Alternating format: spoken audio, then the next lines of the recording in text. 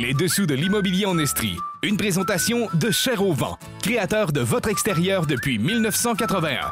Les dessous de l'immobilier en Estrie au 1077 Estrie. Voici Jean-François Bérubé et ses collaborateurs. Bonjour tout le monde. Aujourd'hui à l'émission, j'ai le plaisir d'accueillir M. Maxime Bernier de la Banque nationale, Mme Jessie Kendall, associée chez Construction Morin. Et sans plus tarder, nous allons débuter avec M. Sylvain Arès, évaluateur agréé chez Eval Sherbrooke Magog. Bonjour Sylvain.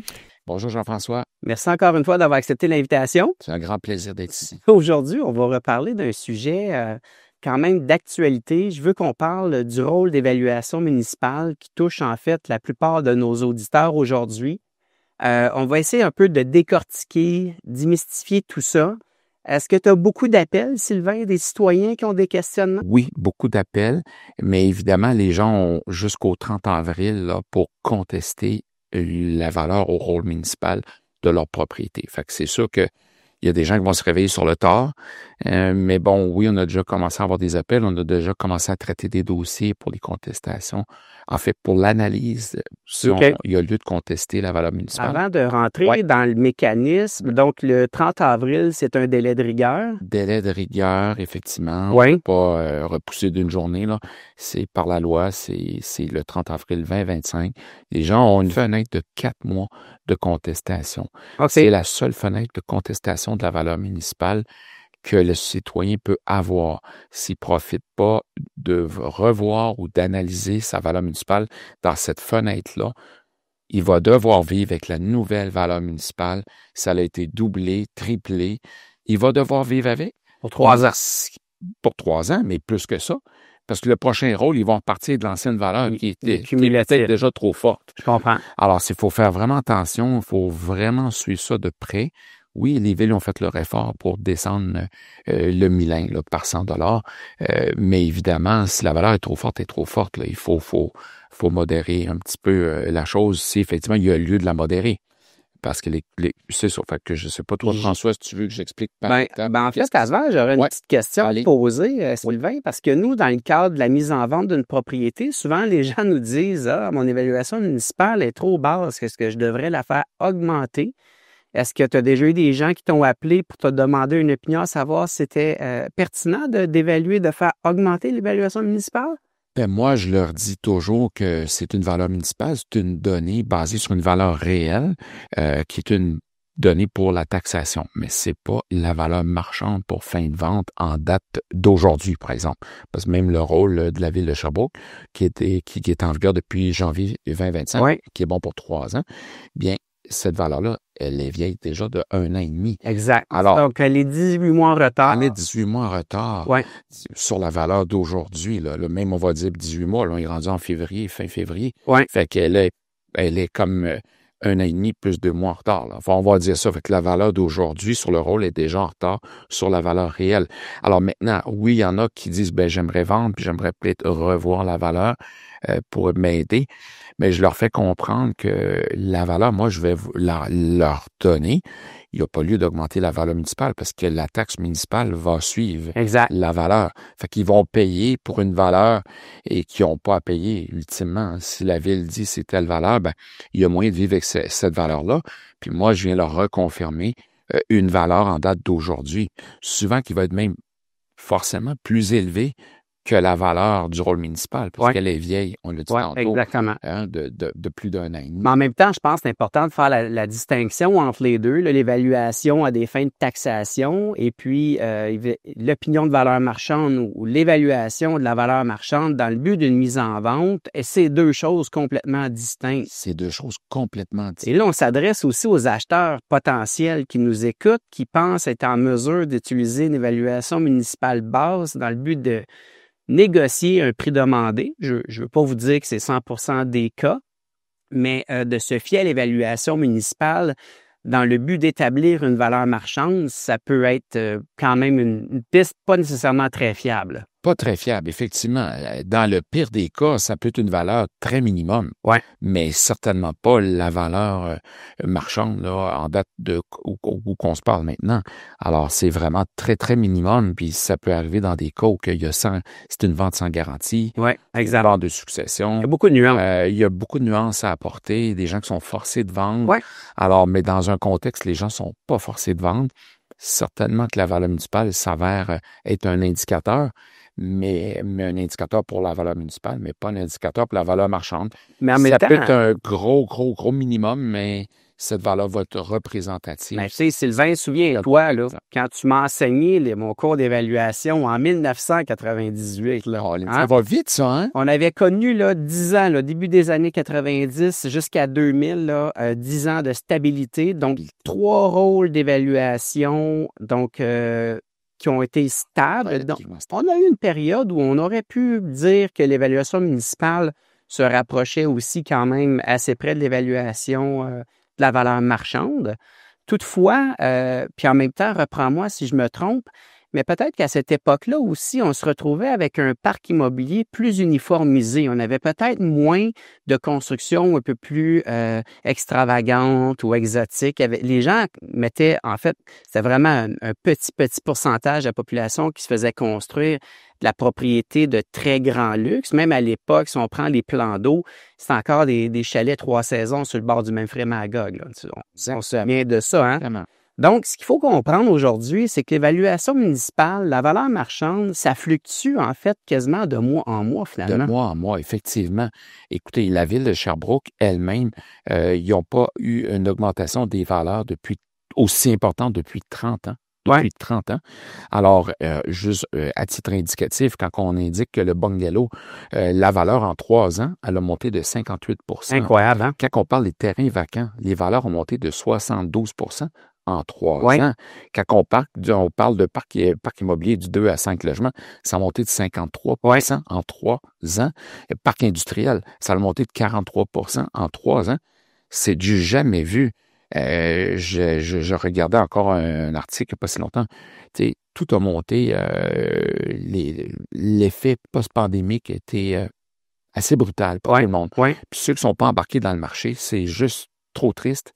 Parce qu'effectivement, c'est plus dur qu'avant encore de... Ça l'a marqué la fin d'une époque. Exactement. Fait que c'est pour ça que, puis je regardais encore une fois, il y a des statistiques qui sont sorties, que juste dans la dernière année en Estrie, les propriétés ont monté de 18 % en moyenne. Alors qu'on disait encore il y a 1 an et demi, soyez prudents, on ne peut pas vous garantir que les prix vont continuer d'augmenter ou diminuer. On n'a personne qui a de boule de cristal. Personne n'a de boule de cristal. Puis même la SCHL elle prévoyait qu'il allait avoir une baisse de valeur des propriétés au sortir de la pandémie. Ça a été totalement le contraire. Exact. Même une organisation aussi importante c'est leur spécialité, c'est leur spécialité, c'est ça. Bon, on peut arriver, il y a tellement d'inconnus c'est ça. Fait que c'est surprenant. La croissance des valeurs, quand on dit que le rôle, il est vieux d'1 an et demi actuellement. 1 an et demi plus 2 mois. Ben, juste l'année passée, en 12 mois, de janvier 2023 à janvier 2024 à janvier 2025, ça a monté de 18 % en Estrie, alors que ça a monté de 6 % au Québec. C'est important. C'est là qu'on voit que la valeur municipale, si elle est vieille d'1 an et demi, puis qu'on voit que le marché a monté de 18 % en moyenne en Estrie, les propriétés sont passées à 543 000 en moyenne en Estrie, alors qu'il était 18 % inférieur en janvier 2024. Alors, Sylvain, écoute, je vais toujours te couper le temps d'une pause publicitaire. Là, puis pour ceux qui sont propriétaires ou qui envisagent l'être, restez à l'écoute parce qu'on va avoir une information vraiment importante à vous partager. On se retrouve dans quelques instants. Excellent. Vous écoutez le balado Les Dessous de l'immobilier en Estrie. Alors, nous sommes de retour avec M. Sylvain Arès, évaluateur agréé chez Eval Sherbrooke Magog. Merci Sylvain d'être là encore une fois. Bien heureux d'être ici. Sylvain, tantôt, tu m'as aiguillé sur un sujet qui m'a fait comme « Oh, faut qu'on discute de ça, les terrains vacants, les évaluations ont beaucoup augmenté. » On le sait qu'on a un moratoire qui a été imposé au niveau municipal il y a quelques semaines à l'effet qu'on ne pouvait plus construire ou développer question de gestion d'eau usée, égouts et tout ça, pour plein de bonnes raisons, mais qui, selon moi, ont des conséquences importantes. Est-ce que tu as noté une augmentation des demandes de contestation sur les évaluations municipales de terrain depuis l'annonce de ça? J'ai eu des appels pour en parler, mais de demandes officielles, pas encore. Faut dire que c'est très récent comme information, puis c'est encore en développement. Mais c'est certain que ça va avoir un impact sur la demande des terrains qui va rester à construire. Alors, c'est sûr que ces terrains-là, ils vont peut-être exploser en valeur. Parce qu'il y en aura moins pour construire, surtout des immeubles à revenus d'importance. Donc, d'espérer diminuer l'évaluation municipale de ces terrains-là, c'est pas une option. C'est pas une option pour les terrains qu'on peut encore construire. Maintenant, les terrains qui vont être gelés pour 2 ans, ben, je pense que la ville devra regarder des possibilités. Parce que les terrains desservis, vacants, la taxation, elle est en double pour la municipalité de Sherbrooke. Quand c'est vacant, effectivement, là, quand c'est vacant, la ville veut encourager le développement des terrains vacants. C'est forcément il y a une taxation supplémentaire pour développer les terrains vacants. Bon, là, on est rendu là, à péter l'abcès, comme on dit en bon français. Là. On veut contester notre évaluation municipale. C'est quoi l'étape numéro 1? On doit, première des choses, faire la demande avant le 30 avril 2025, délai de rigueur. Exactement. En fait, depuis le 1er janvier 2025, à la journée que les gens reçoivent leur rôle municipal, ils ont, à partir du moment du nouveau dépôt de rôle là, qui débute en 2025 janvier, ils ont 4 mois pour contester. Fait que du 1er janvier jusqu'au 30 avril, c'est une période qui est ouverte à contester. C'est une bonne période pour en parler avec l'évaluateur agréé qui va être capable de vous donner l'heure juste sur effectivement la valeur qu'il faut se ramener au 1er juillet. La pertinence d'entreprendre la démarche aussi. La pertinence d'entreprendre la démarche. Puis il faut toujours se rappeler, nous, il faut se mettre dans le même contexte l'évaluateur qui est agréé à la ville de Sherbrooke, c'est un marché du 1er juillet 2023. Alors, c'est une période qu'il faut analyser le marché 6 mois avant juillet 2023, 6 mois après juillet 2023. OK. Alors, il faut vraiment analyser le marché de cette période-là. Puis c'est là qu'on va pouvoir dire aux gens, quand on a analysé, oui, il y a lieu de contester la valeur municipale. Et puis, comme je le rappelle, c'est du 1er janvier au 30 avril qu'on peut contester. Quels sont les coûts approximatifs?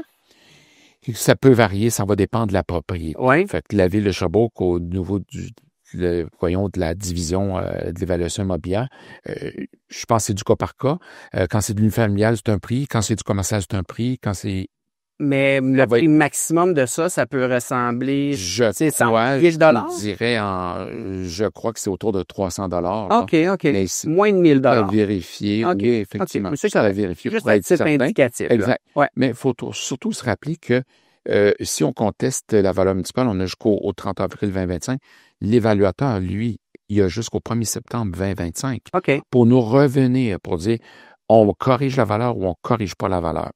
Et après le 1er septembre 2025, un coup que l'évaluateur a rendu sa réponse au plus tard, à la 31 août 2025, ben là, le contribuable, il y a encore 2 mois pour aller au tribunal administratif du Québec, le TAC. Il y a 60 jours après le 1er septembre pour contester la décision d'évaluateur de la ville de Sherbrooke. Avec vos documents en main. La ville, avec les documents d'un évaluateur agréé en main. Est-ce que quelqu'un pourrait le faire lui-même? Il n'y aura pas la crédibilité. Non, il n'y aura pas la crédibilité d'un évaluateur agréé qui va parler le même langage que l'évaluateur agréé de la ville de Sherbrooke ou les gens qui sont attitrés au rôle d'évaluation. On va avoir le même langage. Et sachez que les courtiers immobiliers ne sommes pas évaluateurs, donc c'est une opinion de valeur marchande qu'on peut donner, non pas une évaluation. Très important. C'est très important, effectivement. C'est de se rappeler qu'on a quand même des étapes qu'on a droit, comme citoyen, de contester un rôle municipal, puis de vraiment se rappeler des dates importantes, que le 30 avril, c'est la limite pour contester. L'évaluateur a jusqu'au 1er septembre 2025 pour rendre une réponse, oui, on baisse la valeur, non, on baisse pas la valeur. Puis après le 1er septembre, ben le contribuable a encore la possibilité de dire, ben moi, je vais encore plus loin.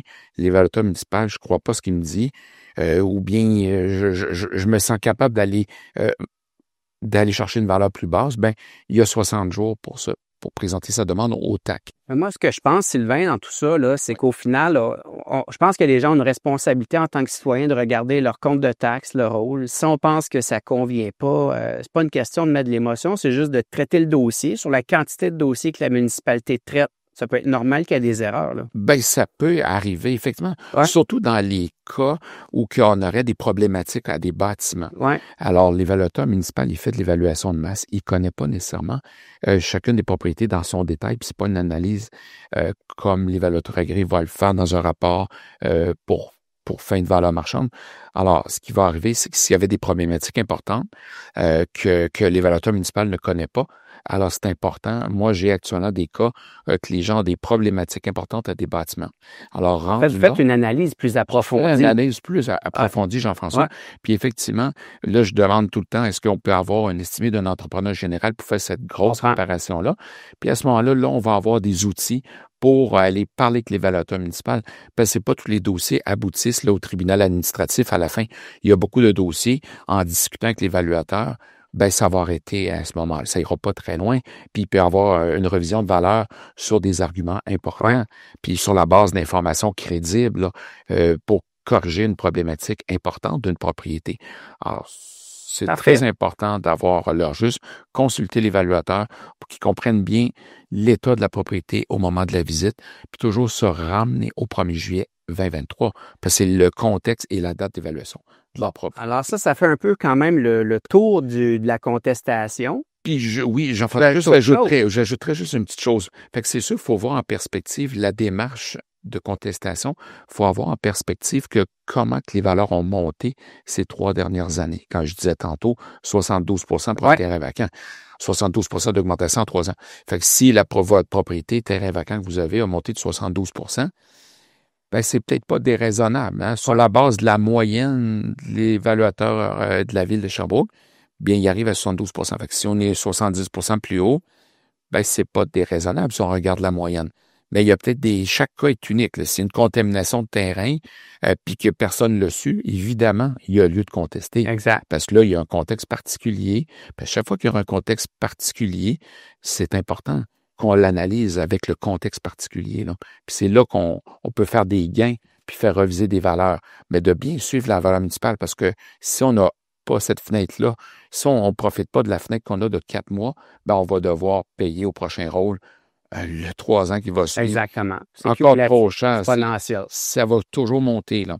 Alors, maintenant, Sylvain, j'ai besoin de savoir, là, en tant qu'évaluateur, quelles sont tes prédictions pour 2025 sur le marché immobilier résidentiel? Ben, je crois, si je regarde un petit peu ce que la SCHL dit, ils disent qu'il va y avoir 2 marchés très actifs là au Canada cette année, puis ça va peut-être être même historique. On parle du Québec et de l'Alberta. C'est les 2 marchés les plus abordables actuellement au Canada.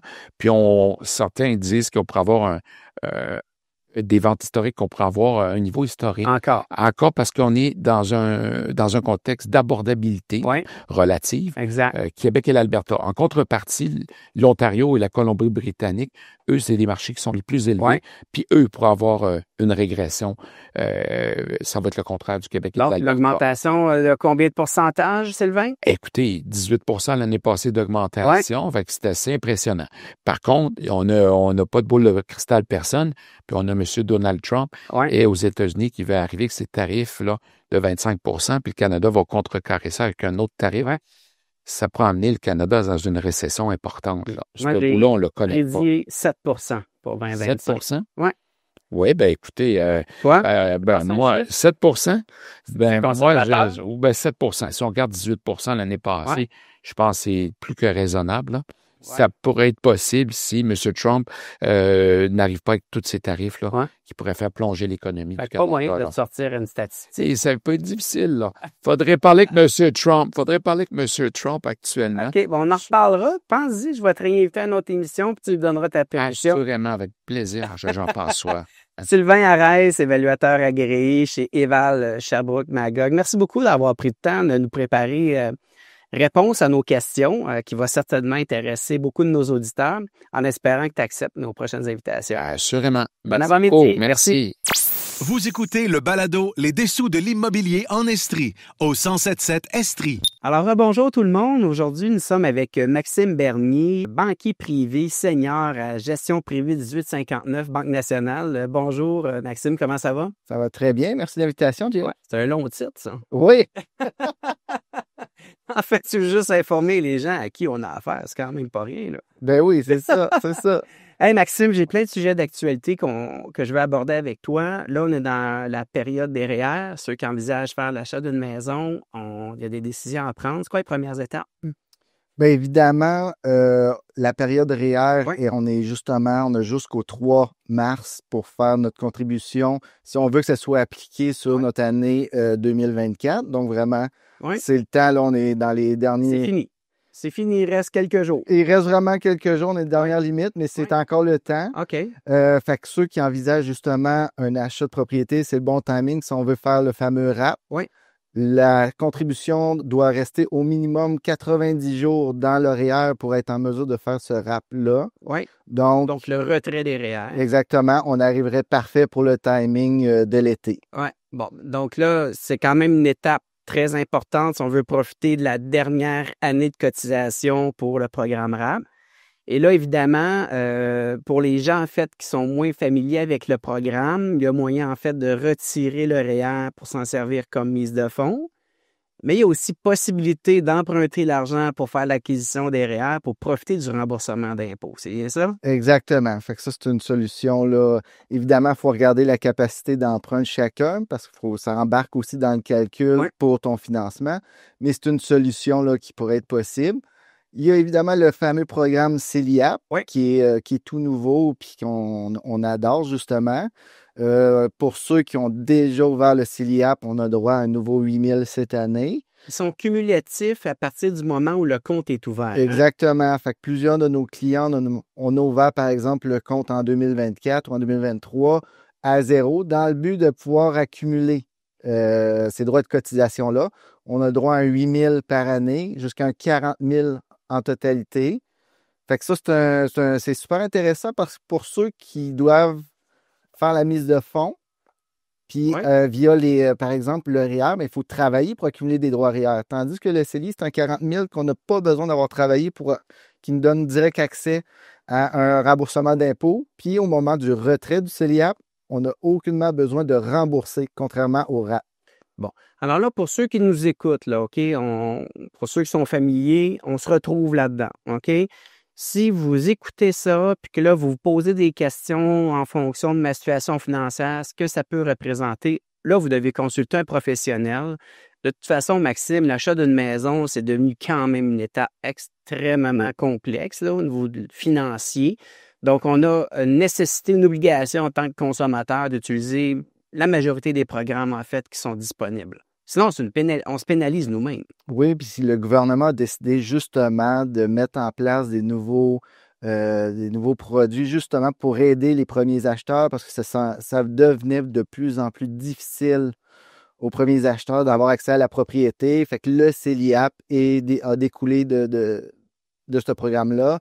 Ils ont aussi augmenté le montant qu'on pouvait rapper, qui est rendu maintenant à 60 000. 60 000, hein? Exact. Fait qu'on était à 25, on est rendu à 60. Fait quand même une bonne différence. Donc, faut les utiliser. Oui. C'est souvent pour la première achat. Et en plus, on ne rentrera pas dans les détails, mais le CHL qui est là aussi pour accompagner l'amortissement maintenant qui est revenu à 30 ans. Oui. Donc, il y a quand même beaucoup de pistes de solutions, de juste focusser sur l'augmentation des prix et de se dire que c'est pas abordable. Je pense qu'il faut pousser souvent la réflexion. J'ai eu l'occasion à l'émission d'inviter d'autres personnes dans le milieu financier puis qui m'ont dit que ça arrive aussi que les gens sous-évaluent leur capacité d'achat. Effectivement. Mais tu sais, l'idéal, c'est d'avoir un bon partenaire, aller voir un conseiller qui va pouvoir vous donner un coup de main là-dedans parce qu'il y a quand même plusieurs éléments à prendre en compte. J'avais peur que tu dises un bon partenaire, un bon conjoint qui gagne bien sa vie, là. Aussi, mais... On change de sujet. Maxime, par rapport à tout ça, je pense que c'est important. Je voulais juste faire un dernier rappel avant la date limite pour le programme RAP. Je pense quand même très important. Comment ça se passe actuellement sur le terrain au niveau des taux d'intérêt? Ben, on a beaucoup de zones grises via notre cher ami de l'autre côté des lignes. Les taux d'intérêt, on vient rebalancer, si on veut, via le taux fixe et le taux variable. Le taux variable avait toujours été la meilleure au niveau de tarification. C'était le mieux pratiquement les 25 dernières années, sauf durant la pandémie, que là, le taux variable était plus élevé que les taux fixes. On est pratiquement à ce niveau-là. On est flat, là. Présentement, le taux fixe et le taux variable, on est pratiquement au même endroit. Et on prévoit encore des baisses de taux dans les prochains mois. Pensez? Oui, exactement. Ouais. Possiblement 2 baisses de taux encore. Quand même, hein? Et si les tarifs de M. Trump entrent en place, qui sont vraiment mis à exécution, va falloir probablement que la Banque du Canada est plus agressive, puis on pourrait descendre encore c'est pratiquement 6. Là. Le taux actuellement de la Banque du Canada est à 3, on pourrait aller à 1,5. Fait qu'on retournerait au taux de la pandémie? Au niveau du taux variable. Le taux fixe, c'est un petit peu différent. Fait que, l'option présentement, là, le taux variable pourrait être une bonne option, surtout que le taux variable, en majorité, on peut venir le fixer dans le temps. OK. Donc là, ce que ça veut dire, c'est que pour ceux qui nous écoutent, probablement qu'une des pistes de solution, ce serait de signer ouvert présentement, à taux variable. Un taux variable. Ouvert, c'est pas la même chose, mais un taux variable, ça pourrait être une bonne option. Évidemment, il faut regarder chaque personne a un niveau d'acceptation au niveau du risque des paiements, là, mais le taux variable pourrait être une bonne option. Puis comme je dis, souvent, le taux variable, on peut venir le fixer dans le temps sur un terme équivalent au restant à ce qu'on est rendu dans notre terme. OK. Donc là, évidemment, tu amènes quand même un bon point, hein, parce qu'on ne cherche pas à convaincre personne aujourd'hui. L'idée, c'est vraiment d'exposer les pistes de solutions, d'essayer de comprendre le plus d'options possibles, en fait, puis vraiment que les gens fassent un choix en fonction de leur tolérance au risque. Je pense que c'est une priorité. Là. Exactement. Maxime, c'est vraiment intéressant. On a plein d'autres beaux sujets à continuer. On va prendre une petite pause. On se retrouve dans quelques instants. Vous écoutez le balado Les dessous de l'immobilier en Estrie avec Jean-François Bérubé. Alors, nous sommes de retour avec M. Maxime Bernier, banquier privé senior Banque nationale. Merci, Maxime. Alors, avant la pause, on parlait évidemment du taux d'intérêt qui est toujours quand même d'actualité, qui, en fait, aujourd'hui, avant la pause, tu me disais que tu penses qu'il risque d'y avoir encore différentes baisses, peut-être encore 2 fois 0,25, c'est ça? Exactement. Puis, selon ce que notre ami Trump va faire, la Banque du Canada devrait peut-être aller de façon plus agressive sur les baisses. Est-ce que, Maxime, tu sens dans ta clientèle, souvent c'est des gens d'affaires, beaucoup d'inquiétudes par rapport à la position des États-Unis face à la taxation sur l'importation? Souvent, ils sont assez bien positionnés. Oui. Ça les préoccupe, mais ils ont quand même leur modèle d'affaires qui est bâti depuis plusieurs années.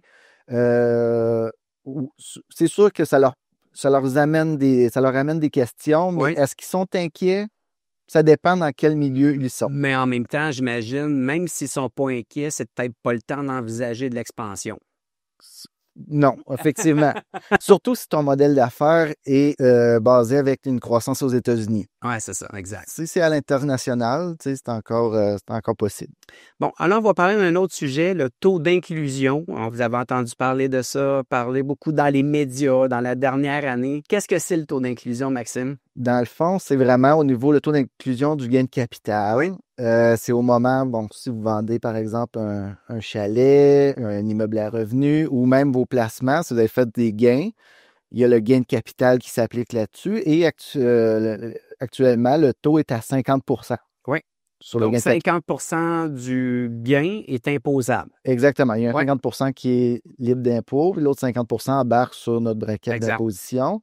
Et lors du dernier budget, la ministre des Finances avait proposé d'augmenter ce fameux taux d'inclusion-là du gain de capital à 66,67 %, 2 tiers. Oui. Mais il y a un montant minimum, par contre. Hein? C'est quoi, 250 000?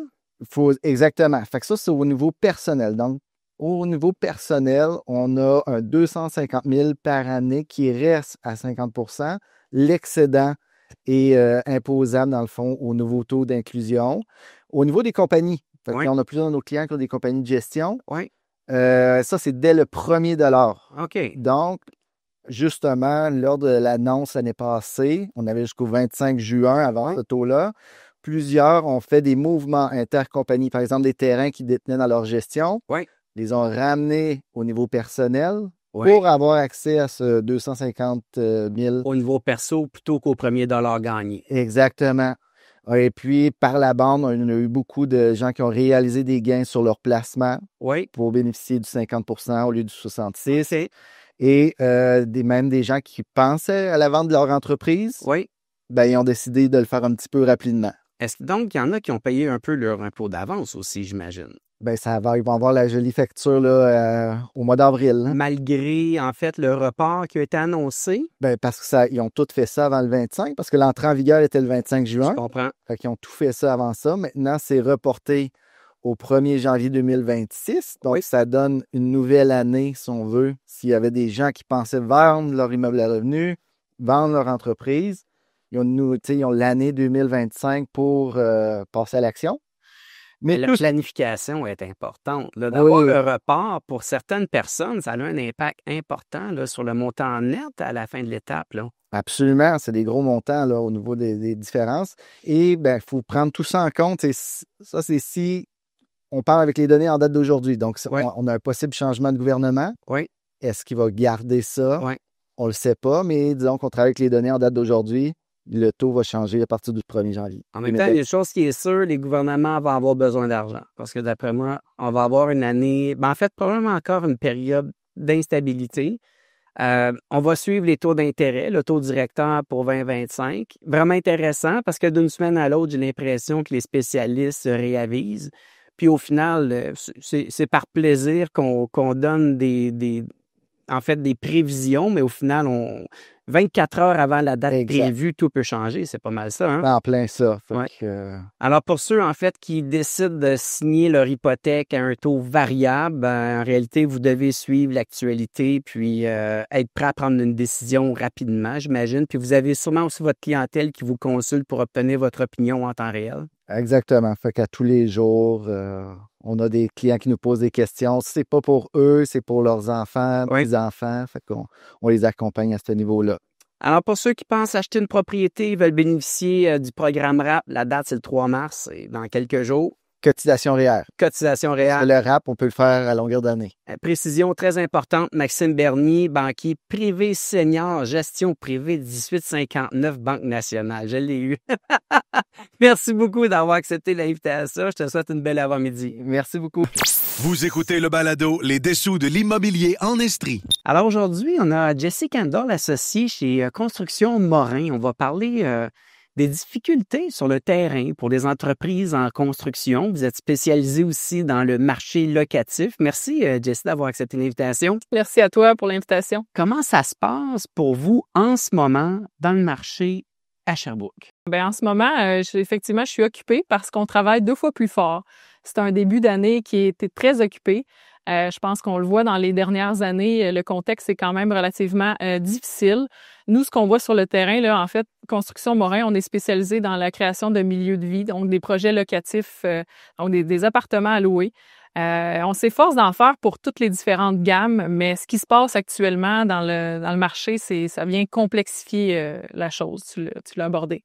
Et en fait, on complexifie la chose, je l'entends bien, mais tu sais, juste un peu avant l'entrevue, on a échangé différentes choses, là, puis les gens, en fait, on commence à en parler de plus en plus. Il y a quand même la convention collective pour la construction qui est en négociation actuellement. C'est quand même un élément hyper important. C'est très important. Les gens parlent beaucoup de l'incertitude en lien avec les tarifs douaniers et tout, mais pour nous, la négociation de la convention collective, c'est vraiment un angle mort majeur.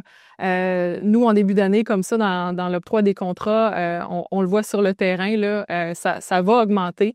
La portion de la main-d'œuvre dans un projet de construction, c'est majeur. Ça représente quoi à peu près comme pourcentage? Par exemple, pour un projet d'un 18 logements, relativement haut de gamme, ça peut représenter 750 000. Donc, c'est plus de 50 % là, dans un projet de construction, la portion de la main-d'œuvre. Fait qu'en plus que la main-d'œuvre est rare, elle va coûter plus cher. Donc, en début d'année, c'est vraiment important de prendre le temps de redoubler de prudence dans nos budgets. Donc, la portion main-d'œuvre, c'est une chose, mais après ça, tout l'aspect de la menace des tarifs douaniers en est une autre. Actuellement, les gens se mettent on a misère à se prononcer dans nos soumissions. On le voit avec nos temps, là. Tout le monde attend, il y a un contexte d'incertitude, puis l'incertitude, c'est ce que ça amène aussi. Donc, tu sais, d'habitude, on est assez précis dans nos budgets, puis là, il faut se mettre... actuellement, c'est à peu près 5 à 8 % qu'il faut se mettre de buffer, comme on dit. De marge d'erreur, de certaine Exactement. façon. Ouais, en même temps, là, Jessie, si on rentre dans le détail de la convention, là, on est quand même, je pense, au niveau résidentiel, commercial, en fait, commençons par ça, c'est la demande, elle est de 18 % d'augmentation. Et dans le résidentiel, c'est 18 % plus un rattrapage de 10 %. Donc, on est à 28 % d'augmentation. C'est énorme, là. Donc là, je comprends que tout le monde s'attend à une augmentation, mais y a-t-il une issue, selon toi, qui pourrait... est-ce qu'il y a une solution sans grève, selon toi? On l'espère fortement, là, sinon ce serait vraiment une catastrophe. Actuellement, puis on était au Forum d'investissement immobilier la semaine dernière, puis bon, les grands joueurs semblent dire... certains économistes disent que ça pourrait être plus alarmant que prévu, mais sinon, je pense que c'est réaliste de penser à peu près un 8 à 10 % là, que ça pourrait représenter à court terme, mais on n'a aucune idée, honnêtement. Je pense que ça peut partir dans des directions différentes. Fait que c'est 2 points majeurs en ce moment là, qui complexifient l'affaire. En fait, ce que je trouve particulier là-dedans, parce qu'on ne prendra pas position ni d'un côté ni de l'autre, mais on est quand même dans une situation où, par exemple, si on avait une grève ou arrêt de construction, c'est des gens qui vont être à la rue, là, finalement. C'est ça le constat, là, parce qu'on a besoin d'avoir des logements, des propriétés, même si vous êtes vraiment spécialisé dans le locatif, ça prend des toits pour loger nos familles, parce qu'on est encore dans une situation de pénurie de logements. Oui, le taux d'occupation à Sherbrooke, ça a augmenté un petit peu. Là. On était à 0,9 %, là, on est peut-être à 1,3 %. On vise pour avoir un niveau de confort, un 3 %. Là, on est vraiment loin. Là. On est vraiment, vraiment loin de la cible. Donc, imaginez s'il fallait que ça décale certains projets ou que ça mette des projets sur pause. C'est vraiment pas comme ça qu'on va arriver à livrer des logements, assez de logements puis des logements abordables. Et là, Jessie, on parle de ça. Là, on fait un survol sur les différents éléments. On pourrait approfondir un peu plus ensuite, mais on est quand même dans une situation où il y a le moratoire aussi à Sherbrooke qui est imposé. Donc, c'est quoi? C'est le tiers du territoire qui n'est pas développable actuellement? 30 % du périmètre urbain. Ça a été, honnêtement, le matin où c'est sorti. On savait qu'effectivement que ça allait nous rattraper un jour ou l'autre, puis je pense qu'il faut le faire. C'est ce qu'on reproche, c'est le manque de prévisibilité. Ouais. Dans notre cas, c'est un projet qui est sur pause, mais je parlais à d'autres organismes dernièrement qui sont des projets pour des clientèles vulnérables. Les différentes coops ou autres. Effectivement, là, puis les projets sont sur pause. Donc ça, c'est un facteur de plus qui fait que ça peut être vraiment retardé dans le temps. Donc, c'est vraiment sorti là, un matin comme ça, là, suite au conseil. Donc, il faut agir honnêtement. Puis c'est pas...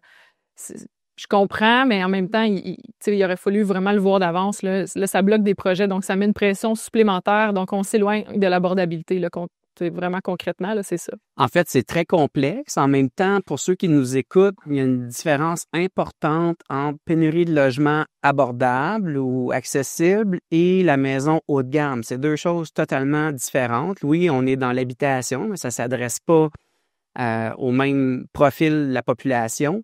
Au niveau politique, ça fait des années qu'on se dit on veut construire, avoir du logement subventionné. Alors, dans les faits, là, on regarde tout ça, on voit qu'il n'y avait aucune planification. Donc, finalement, la ville se dirigeait, en fait, dans une situation où il n'y avait aucune certitude de possibilité de développement. Donc, tu as bien beau dire « je veux développer », mais s'il n'y a pas de terrain et que les services ne sont pas disponibles, comment tu veux avancer avec tout ça? Non, ça crée de la pression énorme sur les coûts de terrain. Là. Puis nous, pour essayer de remédier à la situation, on a construit quelques projets en périphérie de Sherbrooke. Donc, les prix des terrains vont être plus abordables. Donc, tu sais, chez Construction Morin, on a vraiment l'objectif de créer des milieux de vie pour tous. Donc, oui, on a du plus haut de gamme, on a du logement plus abordable, puis on a même créé notre fondation. Mais en ce moment, dans le territoire de la ville de Sherbrooke, ça met une pression énorme sur les prix. Donc, la facture est refilée. Là. Tout est une question de mathématiques, l'ingénierie financière dans un projet comme ça. Là, on se doit d'avoir des incitatifs puis de travailler un petit peu plus main dans la main avec les différents acteurs. Là. En fait, l'idée, c'est qu'aujourd'hui, c'est ce qu'on partage, c'est qu'au final, c'est la population qui va payer pour ça. C'est simplement ça, parce qu'à un moment donné, il y a un coût de lié, en fait, au retard des constructions et il y a aussi un coût de lié, en fait, comment je pourrais dire, au taux d'inoccupation qui est quasi nul, parce que tu me parlais d'un taux d'inoccupation de 1,3 % actuellement, je pense, à Sherbrooke, c'est ça? Oui, effectivement. Donc, on est loin de se rapprocher de la cible là, du 3 %. Puis, La semaine dernière, justement, au forum, il y avait la mairesse de la ville de Drummondville qui était sur place puis qui nous parlait là, de différents incitatifs qu'elle avait mis, là, puis elle se vantait, puis je comprenais pas comment qui arrivait à ça, puis comment on pouvait être si proche, mais si différent, là. Entre les deux villes, Entre les deux villes, oui, effectivement. 14 jours pour émettre un permis. Donc, puis ils ont investi 500 millions l'année dernière là, dans le développement de projets. Donc, de quelle façon on peut réfléchir à différentes solutions ensemble, là, mais ça va passer par des aides pour qu'on puisse, là, en tant que promoteur, développeur, pouvoir aider à contribuer à régler la crise, là. Parce qu'à quelque part, il faut que la ville danse main dans la main avec les investisseurs. Sinon, il n'y a pas de solution. Absolument. Ça prend, il faut offrir des incitatifs fiscaux.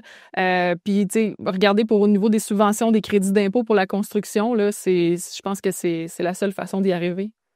Parce que dans d'autres villes, ça se fait. Même, on en a parlé. Magog, actuellement, je pense qu'il se débrouille plutôt bien. Je pense que les élections, ça va être un des enjeux là, au niveau de la mairie, là, en fait, qu'on va avoir à l'automne prochain, 2025.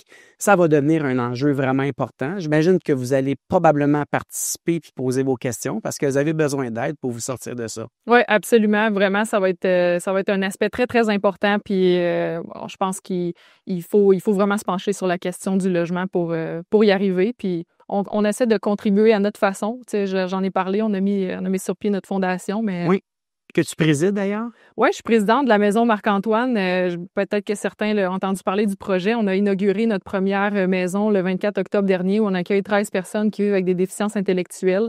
C'est un projet qu'on a travaillé pendant 4 ans. Donc, je suis à même vraiment de vous dire de faire du logement social abordable. C'est une gymnastique vraiment, vraiment difficile.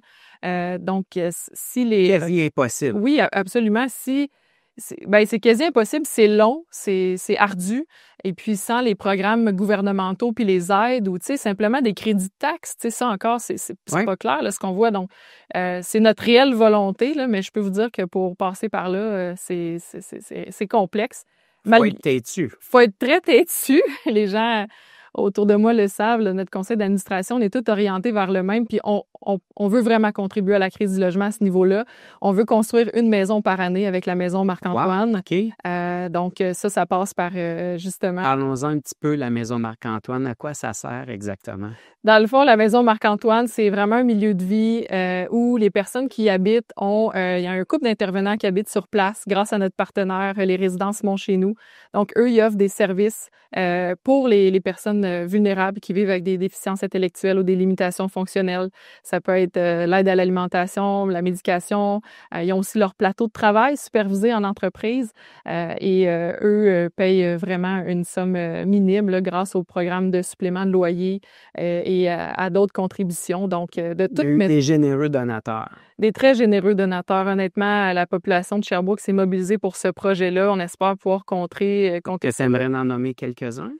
Ah, ben le Fonds immobilier de solidarité FTQ, qui est notre partenaire majeur, mais aussi localement, là, on a pu finalement, là, évidemment, la ville de Sherbrooke, ça a été un petit peu plus complexe, mais son partenaire dans le projet. Excellent. Puis, nos différents sous-traitants aussi, là, que ce soit au niveau de la structure, les armoires de cuisine, entre autres, là, on aimerait vraiment remercier l'ensemble des personnes qui ont contribué parce que aujourd'hui, ben, c'est 13 personnes, 13 beaux résidents-résidentes qui vivent à tous les jours et puis qui nous remercient. Fait que pour continuer de faire ça, là, ça passe par des programmes d'aide. Donc, la Ville de Sherbrooke doit être derrière nous pour ces projets-là, doit faciliter aussi tout l'aspect bureaucratique pour qu'on puisse continuer parce que la crise du logement, ça va se régler par la création de milieux de vie comme ça, qui va mettre moins de pression sur la suite. Pour ceux qui nous écoutent, qui aimeraient contribuer, la façon facile de le faire? Oui, maisonmarcantoine.com. D'ailleurs, on annonce notre activité bénéfice qui va avoir lieu le 7 mai prochain au OMG Resto. Une soirée bénéfice importante pour la Fondation pour lever des fonds. Donc, on invite la population à venir nous rejoindre pour ça. Donc, Moi, Jessie, ça fait quand même un bon bout de temps, je te connais. On a toujours, en fait, notre lot de défis. La dernière fois, je t'avais invité à l'émission, tu étais justement à la finalité de votre projet Maison Marc-Antoine. En même temps, d'un œil très objectif, je regarde les enjeux qu'on a présentement, moratoire, crise du logement, les conventions collectives. On a probablement problématiques de taxation avec nos voisins du Sud. Là, c'est comme le summum là, du défi. Là. On le voit, puis tu sais, il y a des joueurs qui malheureusement ne survivent pas à ce qui se passe actuellement dans le marché. Je pense qu'on est très, très prévoyant chez Construction Morin. Tu sais, M. Morin, ça fait 40 ans qu'il est dans le domaine de la construction. Entreprise familiale. C'est une entreprise familiale. On essaie de vraiment voir longtemps d'avance avec une solide planification stratégique, puis à vraiment essayer de voir les enjeux d'avance, puis à diversifier un petit peu notre offre, malgré le fait qu'on se concentre dans le locatif. Puis on est passionné par ce qu'on fait. Honnêtement, quand on voit nos locataires, on arrive à 350 portes à peu près, puis on est content de dire qu'on contribue pas juste dans le logement plus haut de gamme, on développe le quartier Équette, entre autres. Puis on le remarque, hein, d'ailleurs, en périphérie de Sherbrooke, les gens recherchent plus des logements autour de 1200, 1300. Puis on s'entend, là, c'est des logements qui sont, pour certaines personnes, c'est très difficile là, de payer ces sommes-là. On en vient, mais il y a quand même une clientèle vieillissante. Il y a des gens qui ont des sous, qui veulent pas nécessairement aller dans les RPA. Donc, à chaque fois, on repasse les projets, on regarde ce qu'on peut faire, on regarde la mathématique, mais c'est j'ai été témoin d'une construction extraordinaire que vous avez fait à Lac-Mégantic, là, très, très, très innovatrice. Tu peux prendre quelques... Oui, rapidement, dans le fond, M. Morin et son fils Pierre-Luc viennent de Lac-Mégantic, puis dans la reconstruction du centre-ville, on voulait faire un petit bout de chemin. Donc, on a développé 2 immeubles vraiment à côté du parc des vétérans, vus sur le Lac-Mégantic. C'est magnifique, mais c'est des projets où le premier projet, on a intégré des panneaux solaires. Donc, c'est vraiment très innovateur et c'est vraiment une qualité de construction qu'on retrouve pas. Là. Vraiment, il n'y avait aucun comparable dans le marché. Donc, la gymnastique pour aller à la SCHL, faire reconnaître les loyers, c'était quelque chose. Puis, tu sais, je voudrais aussi finir là-dessus, mais intégrer des normes environnementales dans nos projets. On a une politique de ESG au bureau, puis c'est quelque chose qu'il faut faire. En fait, les projets qui n'intègrent pas des politiques environnementales vont être pénalisés tôt ou tard. Comment voulez-vous, en plus, qu'on intègre ce type de politique-là qui des fois, va coûter un petit peu plus cher? Pas juste un petit peu, là, parce qu'on l'a vécu à Lac-Mégantic, c'est des coûts extraordinairement élevés. Exact. Et là, quand on fait notre calcul de valeur économique, ça coïncide pas. Donc, ça prend vraiment une volonté sociale, en fait, pour s'investir dans ce genre de dossier-là. Oui, puis nos partenaires qui sont dans nos projets, pour nous, l'immobilier, c'est le temps. Donc, on a un objectif moyen-long terme. Je pense que ça, c'est quelque chose que je voudrais que les gens comprennent. Des fois, le flip ou la rentabilité court terme semble attrayante, mais c'est une game de temps. Donc, ça prend un certain temps avant de rentabiliser tout ça. Puis, il faut avoir des objectifs de rendement moyen-long terme. C'est ce qu'on vise. Jessie Kendall, associée chez Construction Morin, merci. En fait, écoute, ton téléphone arrête pas de sonner. Alors, pour ceux qui pensent que Jessie est au chômage, détrompez-vous, ça l'arrête pas, je te libère. Alors, il y a plein de monde qui t'attend. Merci beaucoup d'avoir accepté l'invitation. Ça me fait plaisir. Puis honnêtement, tu sais, tu as des enfants, moi aussi. Ce qu'on fait, c'est maintenant, mais c'est pour les générations futures. Puis on se doit d'agir tous ensemble. Fait que je remercie de l'invitation. C'est important pour moi de partager. Puis je pense qu'il y a des solutions, mais ça repose pas tout sur nous, les développeurs et les promoteurs. Non, mais en même temps, vous êtes ouverts à les partager, peut-être pour influencer les autres. Donc, ce sera toujours la bienvenue à l'émission. Merci Jean-François. Bon avant-midi. Merci. C'est déjà ce qui conclut notre émission d'aujourd'hui. Merci beaucoup encore une fois d'avoir été avec nous. Ça fut un réel plaisir d'avoir l'opportunité d'échanger avec mes merveilleux collaborateurs encore une fois cette semaine. Merci beaucoup à M. Sylvain Arès, M. Maxime Bernier ainsi que Jessie Kendall. Et un grand merci à mon ami Gilbert à la console. N'oubliez pas qu'en tout temps, vous pouvez réécouter l'émission Les Dessous de l'immobilier en Estrie ou encore les partager avec vos proches en allant au site du 1077 Estrie dans la section rattrapage ou encore via l'application Cogeco Média sous la section balado. On se retrouve samedi prochain dès 11h pour un nouveau segment des Dessous de l'immobilier en Estrie, alors que je vous laisse au bon soin de Mme Priscilla Quirion qui vous accompagnera cet après-midi avec les classiques 80-90. Bonne fin de semaine tout le monde. Les Dessous de l'immobilier en Estrie, une présentation de Cher au vent, créateur de votre extérieur depuis 1981. Rattrapez l'émission en balado au fm1077.ca.